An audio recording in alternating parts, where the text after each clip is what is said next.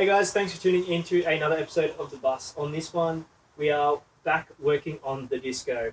So, as you can see, the head is on, but we'll take it back and we'll go from removing the head and the machining and rebuild of the head. So, unfortunately, I have lost some footage through my own stupidity. But, anyways, let's get into it.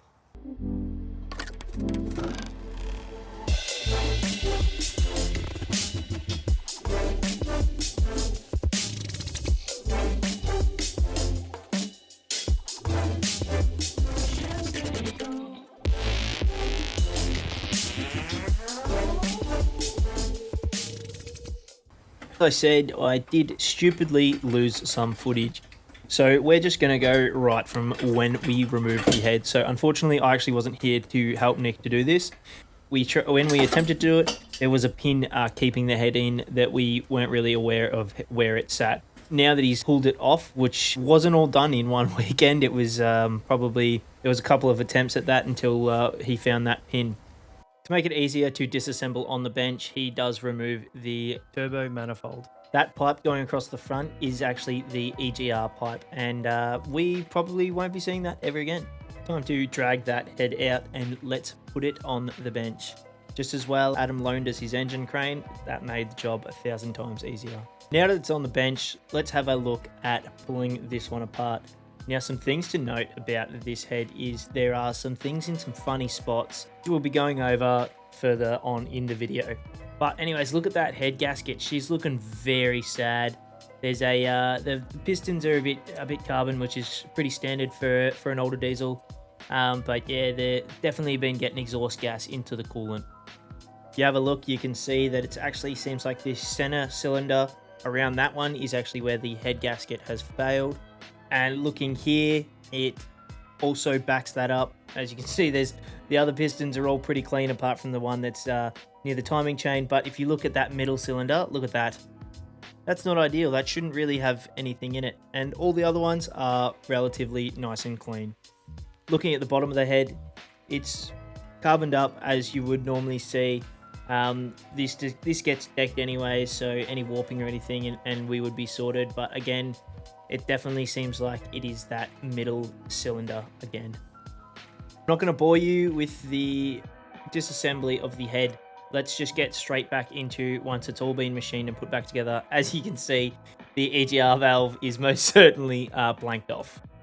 And then the top of the head, cleaned all that up, and so now it's all ready to go back together. Fortunately, my dad was able to help, so let's hear from the professional. So here we are. We're working on Nick's car. Gus is not here to have support us, but we've got the head gasket in place. We're about to put the head on, and there's actually a dowel missing in the block to guide the head gasket. So I've cut a piece of a pen body down to fit in the hole. So it's going to hold the gasket in place. It's only plastic, it's not going to hurt. The worst thing you can do is maybe melt it. Once the head's in place, not a problem. So there you go. There's our little fix there for that situation. Just needed a dowel, so we made one out of the pen body. So all good, I reckon. So, as my dad said, it is time to put the head on. I am very lucky that I've got people, my family around me like this that are willing to support my YouTube. It's really nice that they're willing to jump in and still film for me and everything, even though I started this project and unfortunately I was away and didn't get to finish it with them. But as you can see, they're dropping it straight on with using a dog lead to lift up one side, so that way it's easier to lift over and control. But then it just plonks down. They're using that inside of a pen to use as a dowel. Anyways, thanks again, Dad and Nick, for doing this bit of filming for me. I really appreciate you guys taking the time. I'm sure it would have been quicker not having to worry about a camera, but appreciate you taking that time. Back over to you, old fella. Big long head bolts, eh? Huge, huge. What I'm going to do is put a little bit of grease between the washer and the head of the bolt, which when it comes to doing the yield torque, provides far less friction and a much more accurate torque setting. And being that their yield torque means angle of rotation. Anyway, it's all good. It is indeed all good. Before the head bolts can actually be done up, the cam actually has to go in, which is a bit of a different process. Typically cars you can do the head bolts up, some cars you can't, but there is a bit of a process, and it also has a top part of the head, so it actually unbolts into two halves. The top half of the cams, of the head, is actually the bearing caps, believe it or not. So yeah, that drops straight on, and that's actually what retains the cam in there, instead of traditional bearing caps like you've seen on my previous engine rebuild on the old Luxie. It's a bit of a different style. So it's like the head kind of splits off into two pieces, and then the top piece is the bearing caps. If you're a bit eagle-eyed, you will have noticed that the head bolts have had to come back out, because the whole head has to come back together, like the two pieces that retain the cam. Now they can put those back in, and then they can start thinking about torquing them up to spec. Now Nick is tightening the head bolts up. So you will have seen this little gauge thing that's sitting in between the socket and the extension. I've used that in my video on my engine rebuild, and that is to get the angle of rotation. I don't exactly know what it's called, but I'm sure my old man will comment on the video and tell us what it is called. Anyways, Nick doesn't actually have the right tools. So one Repco trip later, and he's bought himself a proper torque wrench. So he does use that, even though in the old way of doing it was by rotation.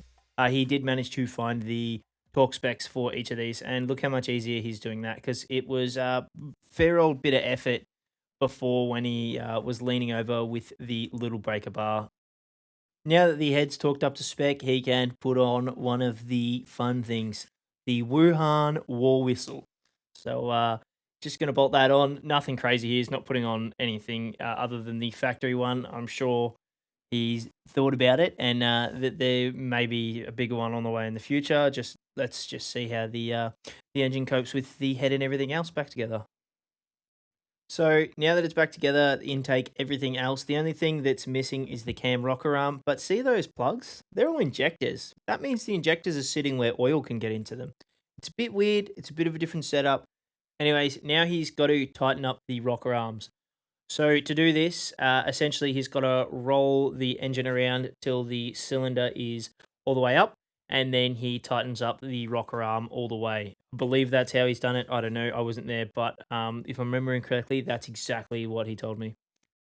And then all of the inject plugs have to go in. So keep this in mind as well. This is all sitting where there's oil. So all of these electronics and everything will be getting sprayed with oil throughout their lifetime.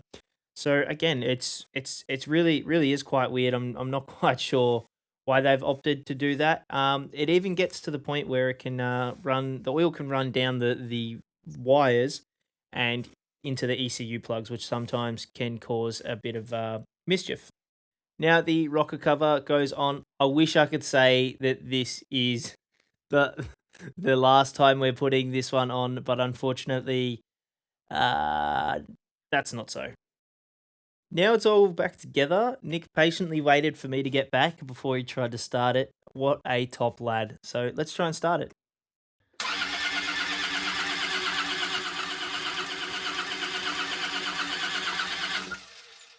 Well, that's a no-go. As you saw from the last clip, there was plenty of mist coming out around that. So we are thinking that it's most likely going to be the injector O-ring. So the 5 injectors are just along there. Down, because that's typical for the diesel misting. It definitely smells like diesel. Also, he's got his new overflow here, which is looking nice and flash. Look at that, looks better than the factory one, that's for sure. But so we're just going to pull the injectors out and check how the O-rings are seated, and hopefully then once it's all back together, it'll start. Unfortunately, with this engine, the cam, the rocker arms have to come out. So that way we can get to the injectors, which is a bit silly. It's not like, an old Toyota or an old Nissan where they're all on the side of the block. We have to actually pull that out to then pull the injectors out. So removing the O-rings, keep in mind these were new O-rings that went on. Removing the O-rings, pretty simple job. He's just using the hook tool.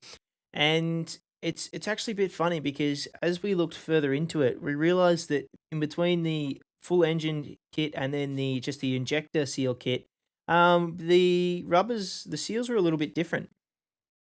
The seals he's putting on now were ever so slightly thicker, so that's why we were getting that misting coming through. So that is honestly, we were quite surprised with that. The injectors all have to go back in, so there is one bolt that goes through the top of the injector there where the plugs go. Now we just reassemble everything, and the thing that we have to do is also we have to get all the air out of the injectors and the injector lines. So we are priming it up, which essentially just involves turning the key lots and a little bit of cranking. So once we've got it all back together, let's see if she wants to fire. Now we've just put that cover on. We're not bolting it on, mainly just so that way we don't spray oil everywhere when we try and start it. Hold on. Your bar, brother. And that was that crank last time. Yeah, it sure was. When we're putting the cam rocker arms on, we have to turn the engine over. So we accidentally left a breaker bar on the harmonic balancer in the front, causing it to loosen the harmonic balancer. After all that, it's so close to starting, we just need to do a bit more bleeding.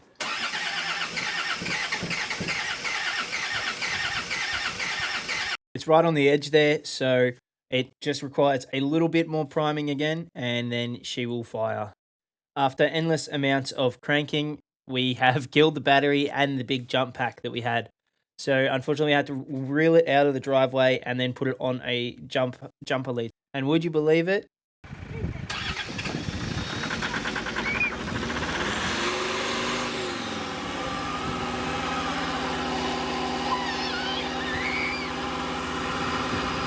shit.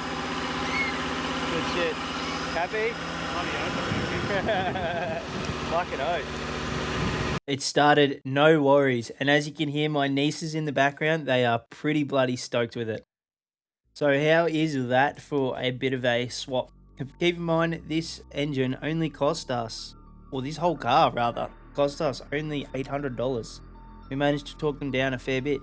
Now the headwork, I don't have the exact numbers, but I would not imagine that it cost more than $1,000 to do all that. So we've got this disco running for under $2,000. So let's take it for its first drive.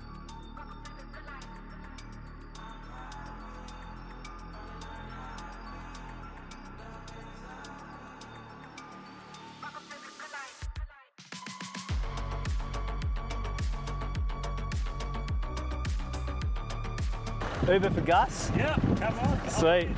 What's happened with your bonnet, mate? You're missing a bonnet. Don't worry about that shit. Cools her down better.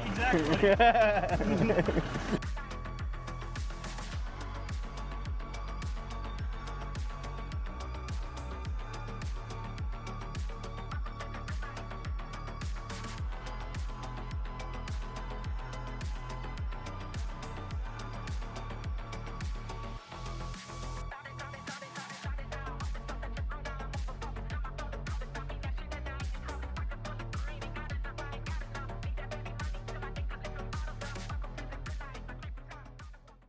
Dude, this feels immaculate. The suspension and everything just feels good.